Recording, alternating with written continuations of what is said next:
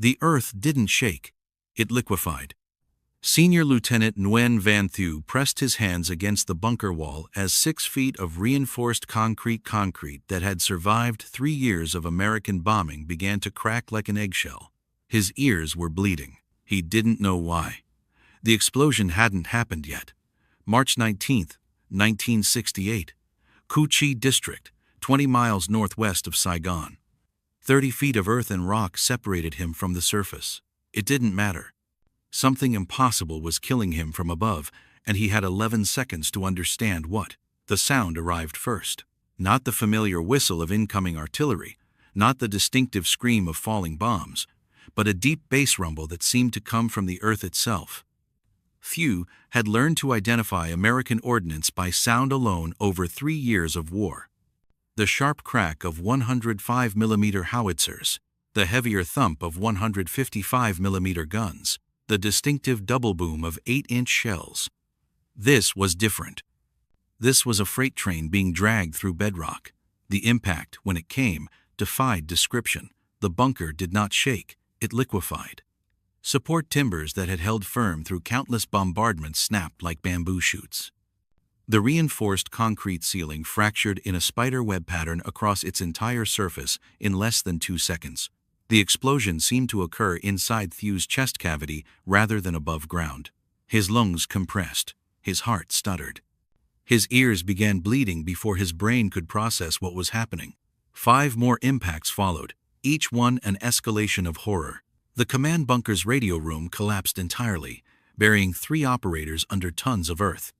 The ammunition storage chamber simply ceased to exist, its contents crushed into the earth by sheer concussive force. Thieu watched a solid oak support beam, 12 inches in diameter, compressed to half its width before shattering. Between the impacts, the silence was worse than the noise. A ringing void where everyone held their breath, waiting for the earth to convulse again. Some men went mad during the silence. They started screaming and couldn't stop. When the next shell hit, their screams were lost in something louder than human voices could reach. When the bombardment finally stopped, Thieu pulled himself from beneath a collapsed table. 7 of the 15 men in the command bunker were dead. 3 more were dying, their internal organs ruptured by concussion despite no visible external wounds. Blood leaked from their ears, their noses, their eyes. All exits had collapsed. They were buried alive in what had once been the most secure position in the entire Cu Chi tunnel complex. It took 16 hours to dig out. When Thieu finally emerged into daylight, he found himself standing at the bottom of a crater 55 feet across and 35 feet deep. The crater had not been there yesterday. The command bunker had been 30 feet underground. Simple mathematics told him that whatever had created this crater had penetrated 65 feet into the earth before detonating. Nothing in 3 years of surviving American firepower suggested this was possible. The Cu Chi tunnel complex had been built over 3 years by thousands of laborers. It stretched for over 120 miles, including command centers, hospitals, sleeping chambers, storage facilities, and weapons factories. The Americans had tried everything to destroy it. Tunnel rats crawling through passages with pistols and flashlights, CS gas pumped through ventilation shafts, napalm poured down entrance holes, bulldozers equipped with Rome plows. Nothing had worked. The tunnels were too deep, too extensive, too well engineered. Until March 19, 1968. On that day, 6 artillery shells fired from a position over 14 miles away collapsed 7 major tunnel sections, destroyed 4 command bunkers, and killed or wounded 148 Viet Cong fighters. But Thieu didn't know any of this yet. All he knew was that the rules had changed, and his side was still playing by the old ones. Senior Lieutenant Thieu spent the next 2 days recovering bodies and assessing damage. Traditional American 105mm artillery created craters approximately 15 feet wide and 8 feet deep. 155mm guns created craters 25 feet wide and 12 feet deep. Even massive 8-inch howitzers created craters only 35 feet wide and 18 feet deep. The Cu Chi command bunker had been built to survive all of these. These new craters were different. A shell that could penetrate 65 feet wasn't just a bigger version of existing artillery. It was something that made depth irrelevant, that turned the Earth above you into the mechanism of your death. Thew's after-action report, recovered years later from captured documents, described the attack with unusual precision. The American imperialists have deployed a new artillery system of unprecedented destructive power. Initial assessment suggests shell weight exceeding 300 pounds delivered from extreme range. Penetration depth exceeds all previous American ordnance by a factor of 3 or more. Recommend immediate revision of bunker construction standards and dispersal of concentrated positions. The report reached senior commanders within 48 hours. They didn't believe it. The physics seemed impossible. No artillery piece could throw a shell weighing over 300 pounds more than 14 miles with enough accuracy to systematically destroy hardened bunkers. The senior commanders were wrong. The weapon was real, and it was about to demonstrate its capabilities again. April 4, 1968, Ben Cat District. A tunnel complex designated Charlie 9 had been under intermittent bombardment for 6 months. It had survived. The complex housed an estimated 250 Viet Cong fighters. On April 4, Battery A, 8th Battalion, 6th Artillery Regiment received the fire mission. Battery A was equipped with 2 of the new weapons that had destroyed Cu Chi. The bombardment lasted 45 minutes, 23 shells. To the men in the tunnels, it felt like 45 hours. Each shell arrived without warning. One moment there was tense silence. The next moment the world was ending. Between shells, fighters huddled in chambers that had suddenly stopped feeling safe, wondering if the next impact would collapse their section. When it ended, Charlie 9 had been reduced from a functioning military installation to a mass grave. American ground forces recovered 160 bodies. Another 40 fighters were buried beyond recovery. Not killed by fragments or burned by fire, but simply crushed or suffocated when the earth became their tomb. The survivors told stories that seemed impossible. Shells that penetrated through chambers built 40 feet underground before detonating. Shockwaves that traveled through tunnel systems, killing men hundreds of yards from the impact point. And worst of all, the methodical precision of the strikes. This wasn't random bombardment. Each shell landed exactly where it would do maximum damage. When American interrogators processed prisoners from Charlie 9, they asked what weapon had caused the most fear. The prisoners' answers were identical. Dong Dut, they said, the earthquake. It killed men who were already dead. Some men died before the shell even exploded. The pressure wave came first, through the earth. It crushed their lungs. The interrogators made notes. The weapon had multiple names among the Vietnamese. Rong Den, the Black Dragon, some Set, Thunder and Lightning, but most commonly Dong Dut, because that's what it felt like. Not an explosion, an earthquake. Nguyen Van Tu, promoted to captain after surviving Cu Chi, read the after-action reports from Charlie 9 with growing dread. The Americans had multiple guns. They were deploying them across South Vietnam. His conclusion was stark. Traditional bunker construction was now obsolete.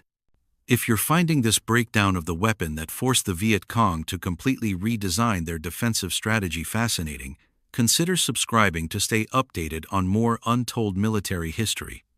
Drop a comment below with your thoughts on how this changed underground warfare, and share this video with anyone interested in the engineering and psychology of modern combat. The weapon that was rewriting the rules of tunnel warfare had never been designed for Vietnam.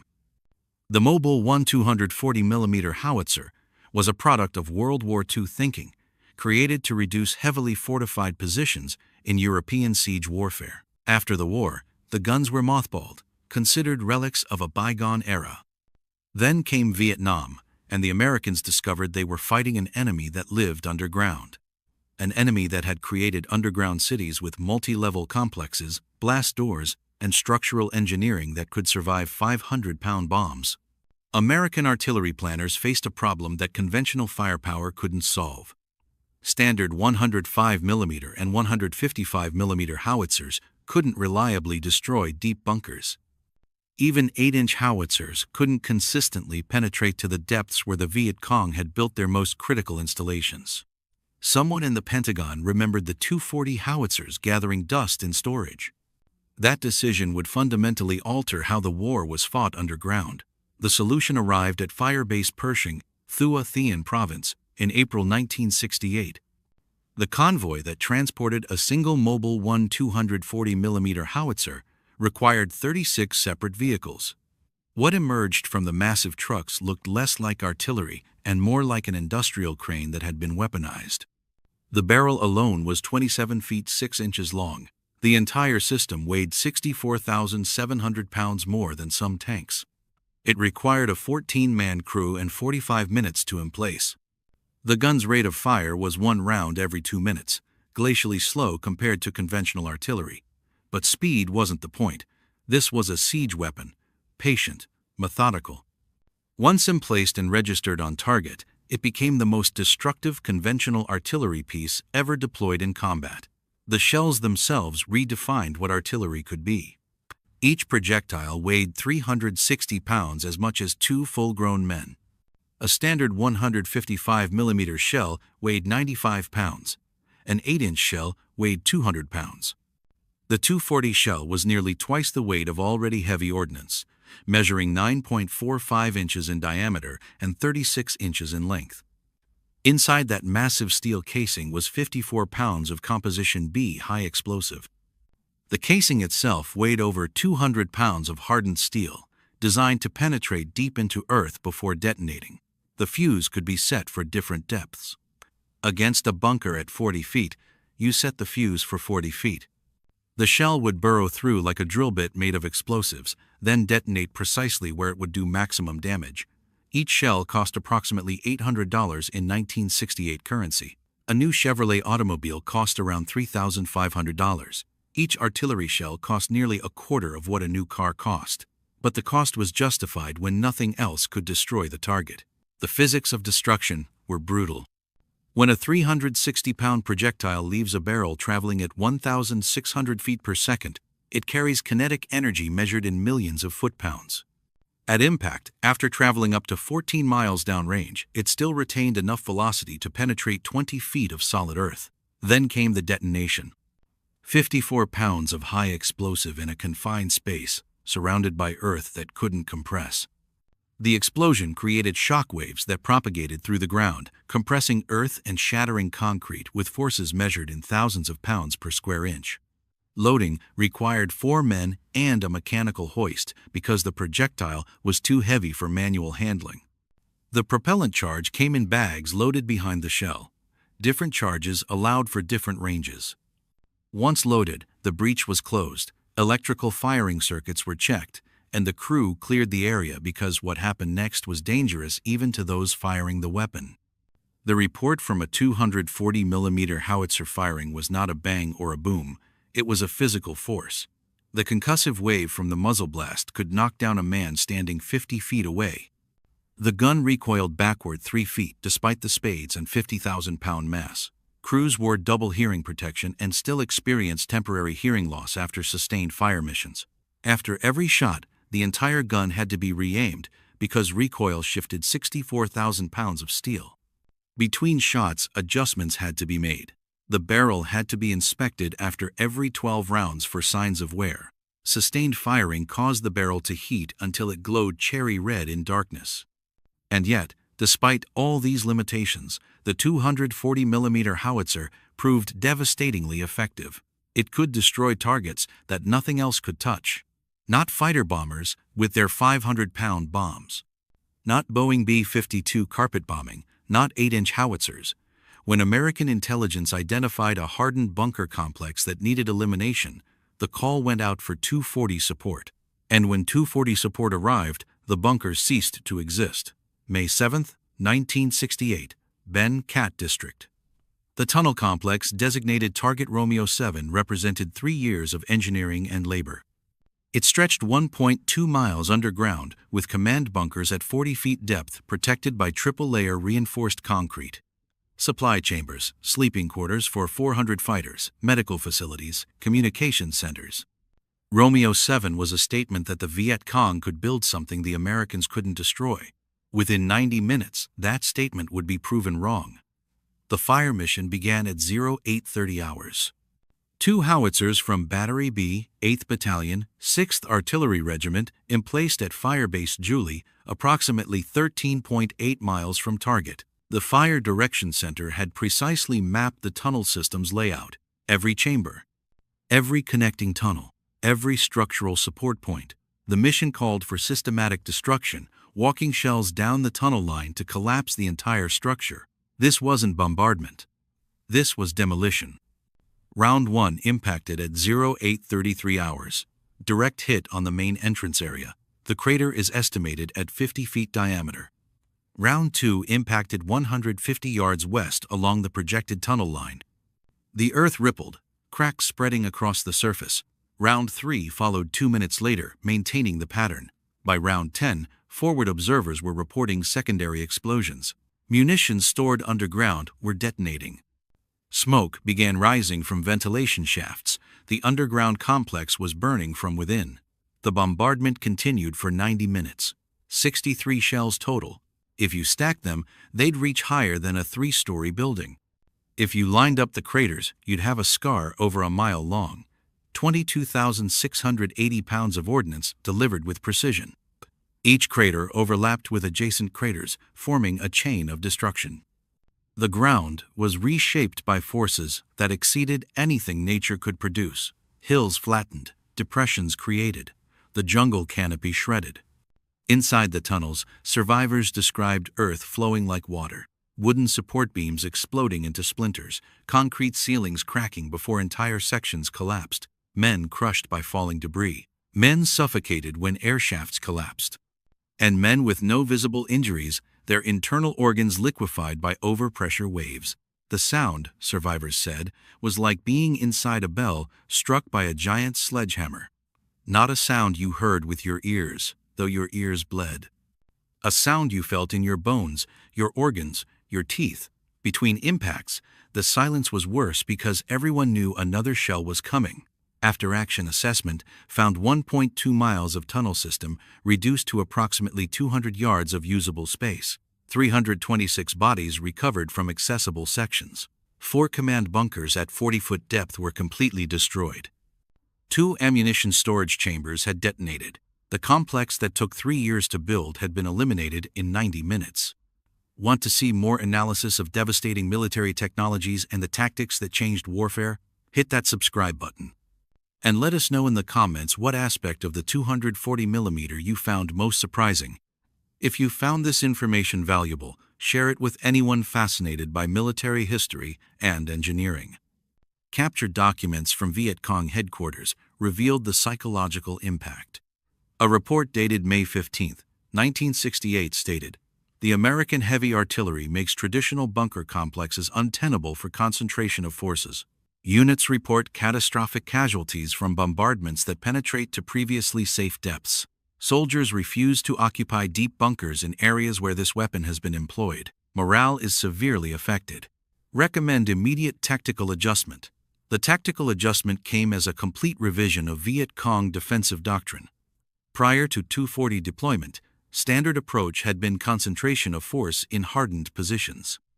Build deep, heavily fortified bunker complexes. These complexes allowed concentration of forces, supply storage, command and control, protection from weather and air attack. They were the foundation of Viet Cong military strategy. After May 1968, captured orders showed systematic shift. New bunker construction standards emphasized dispersal over concentration. Rather than single large complexes housing company strength units, new orders called for multiple small bunkers spread over wide areas. Depth reduced from 40 feet to 20 feet. Maximum occupancy per bunker was limited to 15 fighters, ensuring a single strike couldn't eliminate entire units. The mathematics were stark. A 240 shell hitting a company-strength bunker might kill 100 fighters. That same shell hitting a dispersed position might kill 15. The psychological cost of dispersal was significant. Unit cohesion sofort. Command and control became more difficult, but the alternative was unacceptable. Concentrating forces in the presence of 240s was organizational suicide. Captain Nguyen Van Thieu found himself tasked with implementing new defensive guidelines. His journal, recovered after the war, provided insight into the transformation. "We had believed our tunnels made us invincible. We had survived American air power, armor, infantry. The Black Dragon, changed everything. We learned there is no safety underground when the Americans employ their ultimate weapon. We must adapt or die. So we adapt. We disperse. We become harder to find but easier to hurt when found. This is the calculus of survival. The adaptation took multiple forms. Some units abandoned permanent bunkers entirely, shifting to mobile operations using temporary fighting positions. Others continued using tunnel systems with modified designs. Entrances and exits were multiplied.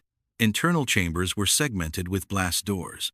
Ventilation was redesigned with one-way valves and sealed compartments. But the most significant change was psychological. Defector reports and prisoner interrogations consistently reported specific fear of 240 strikes that exceeded fear of other American weapons. Boeing B-52 arc light strikes were terrifying but random. 240 strikes were targeted, methodical, specifically designed to destroy bunkers. If you were in the bunker the Americans wanted destroyed, nothing would save you. When fighters heard rumors that 240 howitzers had been moved into their area, morale plummeted. Units reported increased desertion rates near fire bases housing 240 batteries. Fighters refused orders to occupy certain bunkers if they believed those bunkers were within 240 range. The Americans understood this psychological dimension and exploited it. Psychological operations units distributed leaflets showing photographs of massive craters with warnings that underground positions offered no safety. Radio broadcasts featured recordings of 240 howitzers firing combined with descriptions of what happened to bunkers in the impact zone. Make the Viet Cong fear their own defensive positions. American tactical integration followed predictable patterns. Intelligence would identify a suspected bunker complex. Artillery liaison officers would evaluate whether the target warranted 240 support. Fire bases within range would be tasked with the mission. The bombardment would proceed with clinical precision. Ground forces would follow up within 24 to 72 hours. Not every bombardment went perfectly. August 15, 1968, Firebase Cunningham. A 240 battery was conducting a fire mission when Viet Cong artillery spotters triangulated their position. Counter-battery fire landed within 50 yards. Specialist 4th Class Robert Chen, gun commander, made the call. We finish what we started. 4 more rounds were fired while enemy mortars walked toward their position. The mission was completed. The gun was extracted under fire. Chen earned a Bronze Star. The Viet Cong learned the Americans would risk their most valuable weapon to destroy a target. By late 1968, the Viet Cong had adapted in unexpected ways. They built decoy bunker complexes, shallow imitations designed to draw 240 bombardments. The Americans would shell a major tunnel system for hours. Ground forces would find nothing but empty chambers and wooden props. The VC were fighting the gun with deception. For every real bunker destroyed, the Americans wasted shells on multiple fakes. The weapons proved particularly effective during the Battle for Hue in February 1968. 240 howitzers provided critical support, reducing North Vietnamese fortifications. The ancient citadel's walls, some sections over 20 feet thick, were penetrated by 240 fire. In operations along the demilitarized zone throughout late 1968 and early 1969, the guns systematically destroyed bunker complexes, serving as staging areas for infiltration. Statistics from the 8th Battalion, 6th Artillery Regiment show the scope from April 1968 through December 1969. Approximately 3,800 rounds fired. If you stacked those shells, they'd reach higher than the Statue of Liberty. 1,368,000 pounds of projectiles delivered to target. That's the weight of 2 fully loaded Boeing 747 airliners. Except, this wasn't dropped randomly. This was fired with precision from 14 miles away. These shells had addresses. Documented bunker complexes destroyed 47 major installations and 112 smaller positions. Estimated Viet Cong and North Vietnamese casualties from 240 strikes ranged from 3,000 to 5,000 fighters. 0 American casualties from enemy action during firing operations. The cost in American resources was significant. 3,800 shells at $800 per shell equals $3.04 million in ammunition alone. But military planners considered this acceptable because a single Tu-40 bombardment could prevent months of ground operations that would cost far more in American lives.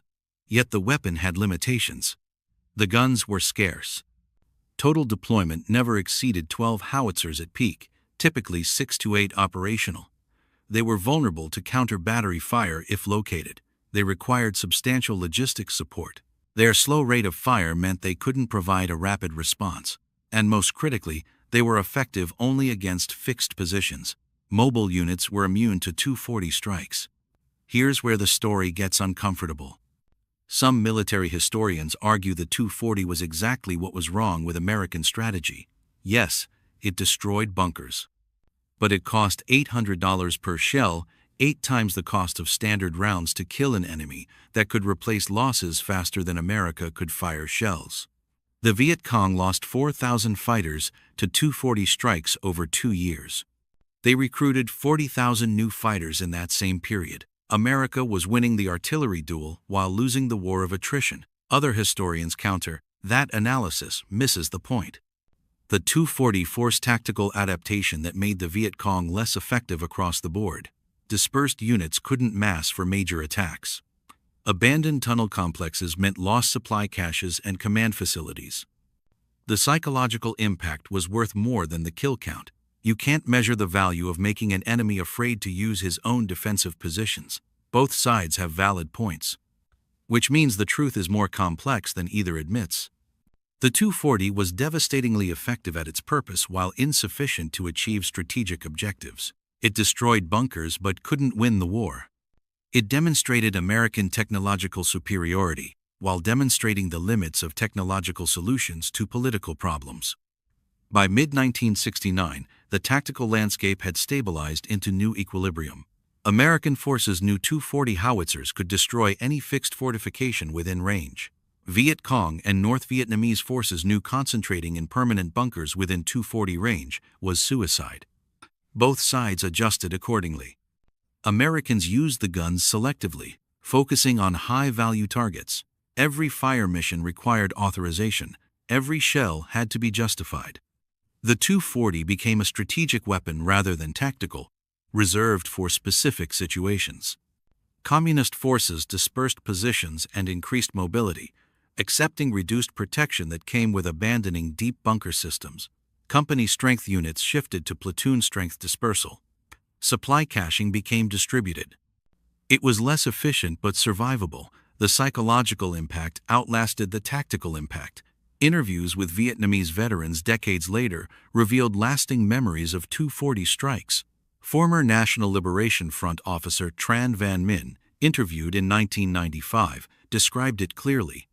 "We feared the Black Dragon more than B-52s because we couldn't hear it coming. A B-52 strike gave you perhaps 10 seconds of warning. The Tu-40 gave you nothing. One moment you were safe. The next moment the Earth was trying to kill you." Statistical analysis showed a 67% decrease in fighter concentration within Tu-40 range after May 1968. Units that had maintained company strength concentrations of 100 to 150 fighters shifted to platoon strength dispersal of 30 to 40 fighters per position. Larger operations requiring force concentration became more difficult. Supply distribution became more complex. Command and control suffered. American intelligence intercepted communications discussing Tu-40 deployments. One message dated July 1968 stated, "American heavy artillery has been positioned at Fire Base Linda. All units within a 15-kilometer radius were ordered to evacuate permanent positions and shift to mobile operations." This directive effective immediately. Do not delay. The Black Dragon is here. The weapon could clear areas but couldn't prevent forces from relocating beyond effective range. The weapon's reputation grew beyond actual deployment through American psychological operations and Vietnamese fighters spreading stories. Reports circulated of Tu-40 guns at fire bases where none existed. Units refused to occupy bunkers where Tu-40s had never operated. 12 actual guns created fear across regions requiring hundreds to actually cover. Before we explore the long-term legacy, take a moment to subscribe if you're enjoying this deep dive. Your support helps us bring more detailed military history content. Comment below with what aspect you found most surprising and share this with fellow history enthusiasts. April 28, 1995. Hanoi, Vietnam Veterans Museum. Former Senior Colonel Nguyen Van Thu, the same man who had survived the first 240 strike in Cu Chi 27 years earlier, stood before a small display case containing twisted metal fragments. His hair was gray, his hearing was permanently damaged. His hands still trembled during thunderstorms. The placard read, American 240mm artillery shell fragment recovered from Cu Chi, 1968.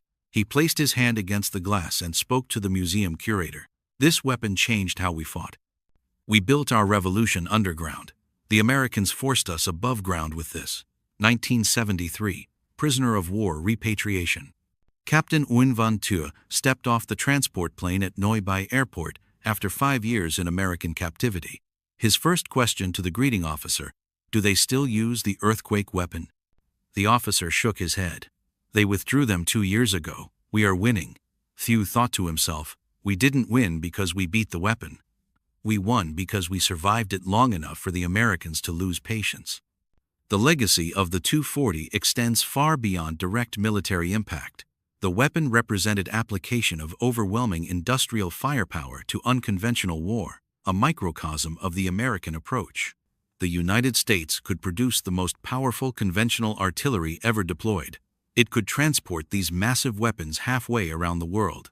It could supply them with ammunition costing more than automobiles. And yet the guns couldn't win the war. Total American deployment numbered just 12 howitzers at peak. Compare this to over 4,000 conventional field artillery pieces, over 10,000 aircraft, and over 540,000 troops. The 240s were a tiny fraction of American military power, yet they achieved effects disproportionate to their numbers. 47 major bunker complexes destroyed. 112 smaller fortifications eliminated. 3,000 to 5,000 casualties. And most significantly, complete revision of enemy defensive doctrine affecting hundreds of thousands of fighters. The weapons were gradually withdrawn beginning late 1969. By January 1970, only 4 remained operational. The last 240 fire mission was conducted in March 1970, targeting a bunker complex near Cambodia. 61 shells fired over 2 hours. The complex was destroyed. The guns were then withdrawn, crated, and shipped back to the United States. Most were retired and sent to storage. A few were preserved in military museums, massive relics proving firepower alone couldn't guarantee victory. Modern military analysts identify the 240 as a bridge between World War II siege artillery and modern precision strike munitions. The howitzer represented the apex of conventional tube artillery, as far as the technology could be pushed before diminishing returns. A 360-pound shell was about the maximum that could be reasonably handled. A gun large enough to fire it was about the maximum that could be deployed. Beyond these limits, artillery became impractical. Lessons learned influenced development of modern bunker-busting munitions. Rather than relying on sheer mass, modern systems use precision guidance to deliver smaller warheads exactly where needed. Laser-guided bombs, GPS-guided artillery shells, penetrator warheads designed to punch through concrete. These systems accomplish what 240s accomplished, but with far less logistical overhead and much greater accuracy. Vietnamese military museums today display 240 shell fragments as symbols of American firepower that had to be survived. The narrative presented is carefully constructed. The weapons were devastating but couldn't break Vietnamese determination. They forced tactical adaptation but couldn't force surrender. The Black Dragon was powerful but not invincible. This narrative contains truth and omission in equal measure. The reality was more complex. 240 howitzers did force systematic changes to Viet Cong tactics. They did create psychological effects lasting decades. They did demonstrate American industrial capacity could produce weapons exceeding anything Vietnamese forces could defend against. But they also demonstrated fundamental limits of firepower-centric warfare. You could have the biggest gun in history and still not win if strategic and political dimensions weren't addressed. American artillery veterans who served 240 crews have held multiple reunions over the decades. You never forgot firing a 240. said former Sergeant James Mitchell, speaking at a reunion in 2008. The sound was beyond description. The recoil threw 64,000 pounds backward 3 feet. We knew what that did to bunkers. It was awesome in the literal sense. And even with all that power, we still lost the war. That tells you something important about what wins wars. Vietnamese veterans have occasionally met with American artillery crews at joint reunions. These encounters have produced moments of recognition that transcend old divisions. Both sides acknowledge what the weapon could do. Both sides acknowledge its limitations. Former enemies find common ground in having witnessed something extraordinary. The most poignant reunion occurred in 2015 when former Senior Colonel Nguyen Van Thieu traveled to the United States as part of a veteran exchange program. He met with former 240 crew members at Fort Sill, Oklahoma. Standing before a preserved howitzer, Thieu spoke through an interpreter. "This weapon taught us we could not hide. It forced us to change how we fought at the most fundamental level. It cost us thousands of lives, but it did not break our will. It made us stronger through adaptation. It forced us to become mobile, to disperse, to keep moving. It proved that overwhelming force is not the same as victory. For this lesson, paradoxically, I am grateful. It helped us become better soldiers because we couldn't rely on concrete and earth. We had to rely on ourselves." The American veterans received his words in silence. They had fired the biggest gun in the war. They had destroyed fortifications that couldn't be destroyed by any other means. And they had watched America lose anyway. The 240 had been devastating, necessary, and insufficient. These truths existed simultaneously without contradiction. The statistical legacy is recorded in official histories. 3,800 rounds fired. 1,368,000 pounds of projectiles delivered. 47 major bunker complexes destroyed. 112 smaller fortifications eliminated. Estimated 3,000 to 5,000 casualties. 0 American casualties from enemy action during firing operations. The numbers tell the quantifiable part.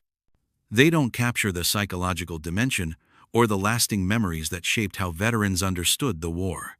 Modern conflicts have seen even more powerful bunker-busting weapons. Thermobaric bombs, penetrator warheads punching through dozens of feet of concrete, precision munitions guided through ventilation shafts. The 240 seems almost quaint in comparison, a brute force solution in an age of surgical precision. Yet it remains relevant as the last of the super-heavy conventional artillery pieces. The transformation the 240 forced on Viet Cong tactics had strategic implications that outlasted the weapon. When North Vietnamese forces overran South Vietnam in 1975, they did so through mobile operations and mechanized warfare, not infiltration and tunnel-based tactics. The shift away from underground fortifications had prepared Vietnamese forces for conventional campaigns that ultimately won them the war. The Americans had destroyed the tunnels and forced adaptation. That adaptation enabled the final offensives that achieved victory. This irony was not lost on military historians. American firepower superiority forced enemy adaptation in directions that ultimately proved more effective.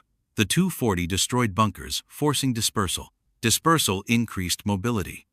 Mobility enabled strategic flexibility characterizing North Vietnamese operations in the war's final years. The weapon achieved its tactical purpose while inadvertently shaping the enemy into something harder to defeat strategically. Today, the 240mm howitzer exists primarily in museums and military history texts.